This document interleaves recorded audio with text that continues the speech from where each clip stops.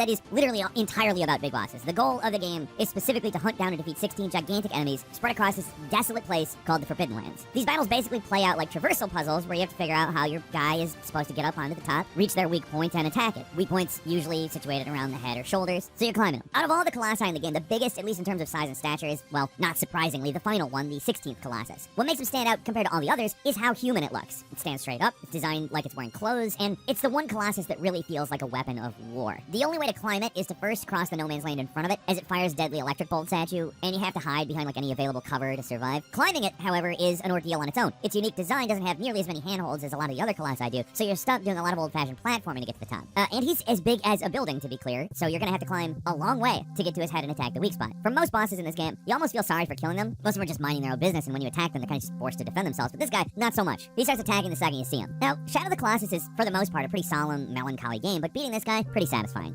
At number 9 is Kronos from God of War 3. The third game in the God of War series is pretty much all about spectacle. In it, Kratos, the perpetually angry Spartan warrior, invades Mount Olympus, killing every god and hero he can get his hands on, usually in some shockingly brutal way. Nearly every boss battle in the game is totally nuts, but one of the craziest is probably Kronos. I mean, he's a titan, and look at him. Kratos is like a flea in comparison. It's not exactly a full boss fight, because I don't know how you'd even show that, but Kratos does get a chance to wail on this dude's fingernails to a suitably gross effect that we will not be showing. Not unrelated, do you remember that toenail medicine commercial with the fungi thing? Yeah. The whole encounter is the definition of epic, and it's hard to imagine the series ever topping just how over-the-top wild the whole sequence is. The new Norse games seem much more restrained in comparison to this one, and I think there's a good reason for that. In order to do the unexpected, you can't just keep repeating and repeating, and to just try to go more over the top than perhaps the most over-the-top thing that's possible. You can't. But remember that giant corpse you find late in the new God of War? It's possible something as crazy as a whole Kronos battle will happen. Maybe. At number 8 is Zora Magdaros from Monster Hunter World. Another series all about fighting giant monsters, and in terms of size, they're not usually Godzilla size, but they're big. Except for this big boy from Monster Hunter World, Zora Magdaros, a monster crossed with a volcano. The first time you encounter it, it's basically look for your rematch with this guy, and when it finally comes to actually taking him on, the only way to really beat it is with this entire system of cannons, harpoons, and heavy weapons. You really can't beat it normally. Instead, you have to take the damn thing down in siege encounters where your main goal is to simply repel it rather than kill it. They're actually not Monster Hunter's best battles, because they kind of get repetitive quickly compared to how fun a lot of other Monster Hunts can be, but it also is an interesting change-up from what you're normally doing in the game. And, like, look at it. It is intimidating, if nothing else. It's fighting a literal volcano.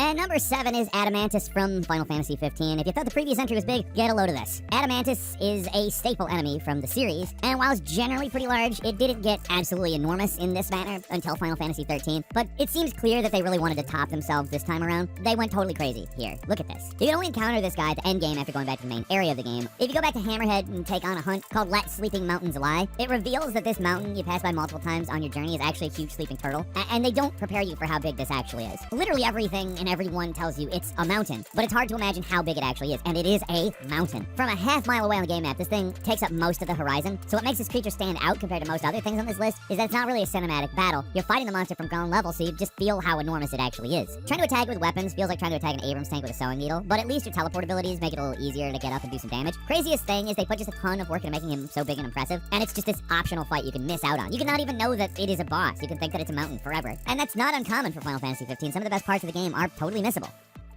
And number 6 is the Matrix Path of Neo Megasmith. In comparison to some of the other examples on this list, this boss isn't quite as huge, but when it lacks in pure size, it easily makes up for in what? Like WTF factor? Like just, I guess, total confusion. We're talking about the surprise final battle in the Matrix Path of Neo. After the mess that was Enter the Matrix, Shiny decided to give the license another shot with a much more traditional retelling of the original 3 Matrix movies, but with a little twist at the end. Instead of the more traditional, like, superhero brawl between Agent Smith and Neo that capped off Revolutions, the game decides to give the players something way more interesting. So, for one thing, before the fight actually starts, the Wachowskis appear and basically say that the ending of the Matrix 3 was kind of boring in terms of how a video game would play out. So here's something better. And that's when the cutscene starts with all the little Smiths combining to form a gigantic Mega Smith. Honestly, that's probably the best part about the battle. The cutscene leading up to it. It's cheesy and it's utterly ridiculous, but it's so great because the actual fight's a little lackluster in terms of mechanics, but the spectacle is definitely there. It's so goofy, it's impossible not to show some appreciation for it. The Matrix Path of Neo was a huge improvement over what they were trying to do with Enter the Matrix, although I don't want to just take a huge dump on Enter the Matrix. It was flawed, but there's a lot of interesting stuff in it. Anyway, the insane final battle is a big reason why this is an improvement. And number number 5 is Jubileus from Bayonetta. When we start entering God territory, that's when the bosses are getting pretty big. Pretty much every boss in Bayonetta is oversized, but nothing's quite the size of the final boss. Jubileus, the creator. Some kind of Judeo-Christian avatar of creation or something. Best not to think about it too much, because the game doesn't. Basically, this thing wants to remake the world, because that's what gods want to do, it seems like. And you gotta stop it, and that involves riding a motorcycle up the side of a rocket while it's traveling into space, and then punching him in the eye. In comparison to a lot of other gigantic bosses, it's actually kind of hard to tell how big this is actually supposed to be. In its statue form, it's at least as big as a skyscraper. But when you battle it, the proportions aren't what I would call exactly clear. I guess when you start getting into god battles, the nature of reality really becomes more elastic, and I would guess that it probably doesn't have a consistent size. But that's definitely the case in the final ridiculous moments of the battle, where Bayonetta summons a demon as big as the boss, and then punches Jubileus into the sun. Just to make it extra crazy, you end up controlling the boss as they're flying through the solar system, moving around them to avoid destroying entire planets, so that skyscraper, big as a planet, whatever, basically the same thing at this point, because it's totally insane, and great. And number 4 is the Dragon God from Demon's Souls, from Software's Soulsborne games. I mean, boss fights are a huge thing in them, so it's kind of surprising the biggest one they've ever had is actually in the game that started all of them. The experimental nature of the game is kind of on full display here, because while the Dragon God is visually amazing, the actual fight's not really a big deal. Not to be disrespectful to how huge this boss is, it's enormous, it has the power to kill most players in a single punch, and the first time you encounter him, it's kind of hard to not just stand outside the boss arena terrified and baffled as to what you're supposed to do. Thankfully, some enterprising souls left a huge, perfectly good harpoon gun in the boss arena, and you use them to take this thing down, and even though getting to those is easier said than done, but really it just boils down to knowing which spots that the Dragon God's gonna attack you from, and standing in the right place to avoid it. Stand in the wrong spot, you're basically dead. Stand in the right spot, you can win. A lot of trial and error, and it feels kind of not menacing by the time you're done with it. The games don't really do puzzle bosses like this anymore, particularly for that reason. They're kind of an anticlimax, and they're frustrating too. But, yeah, it's kind of a letdown when you see this big epic boss and you shoot it twice with harpoons and then punch it, and that's it. Not exactly the most dignified way to go out for something as impressive as the Dragon God, but it's still really intimidating and iconic, so we wanted to mention it.